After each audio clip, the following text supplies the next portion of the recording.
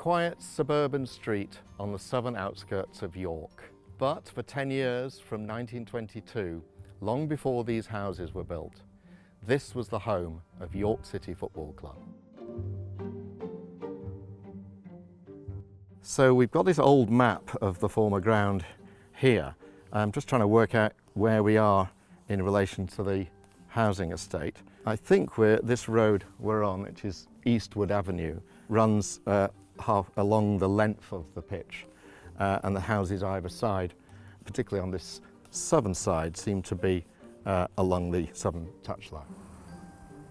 The name of the stadium was Fulford Gate, and this row of houses stands on the site of the main stand, but nothing survives to commemorate this stadium other than the street name behind me.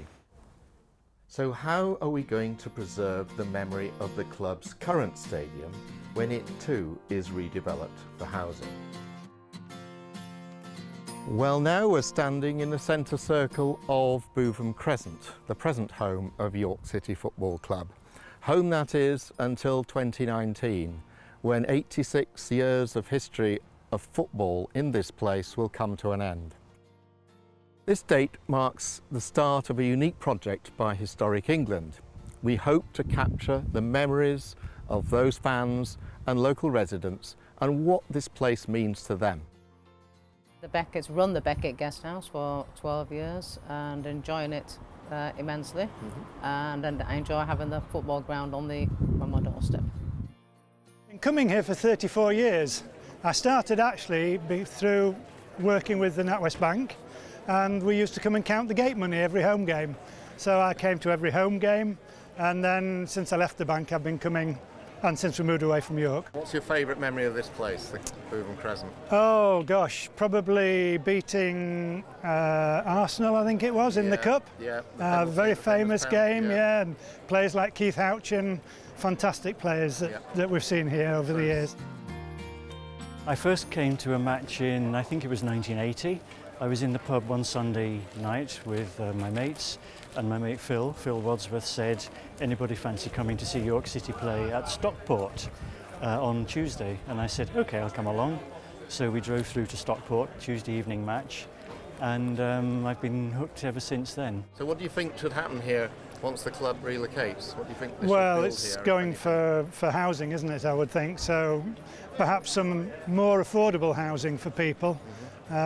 Modern terrace type housing, I think. Could do something here to recognise the history of the ground, the club, perhaps even to recognise the former players who lost their lives in the wars. Yes. Something to commemorate, some sort of very much memorial so. Something for the teenagers, you know, for the youth, because there isn't many places for them to do anything, you know, something to occupy them, or maybe football pitches, you know, so they can play football rather than, well, I have a son and daughter, but my son plays football for Rufforth. I mean, he would go and you know, have a kick about and everything, bring his friends. His character is part of York, you know. We'll be very sorry to see it go. Very sorry. On the one hand, sad because it's tradition, but on the other hand, it's somewhere new, you know. So it's further out of town, which should be a bit inconvenient for me and maybe for some other people. But that's life, you know. You have to live with the times. Yeah, I'm going to miss it. I think you've got to look forward though. So excited about going to Monk's Cross as well.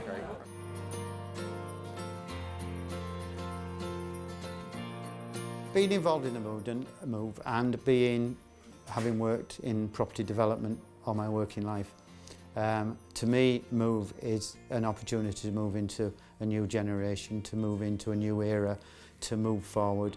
I don't believe you lose memories, you take them with you. I think it's a great opportunity to have a stadium fit for purpose. This stadium isn't anymore, it's old and tatty and the facilities are pretty poor and terrible for disabled access, and they are generally, and it's old and it costs an arm and a leg and it has no income generating capacity for the football club, and that's the big thing we all know that we need these days. It's a couple of rooms, but that's about it. So to me, a move is a step forward into a new era, leaving absolutely nothing behind, taking everything with us in terms of our you know, our thoughts, our memories. I don't think because you move you lose your history. If you have memories to share of Bootham Crescent or ideas about how the site should be redeveloped, please contact Historic England.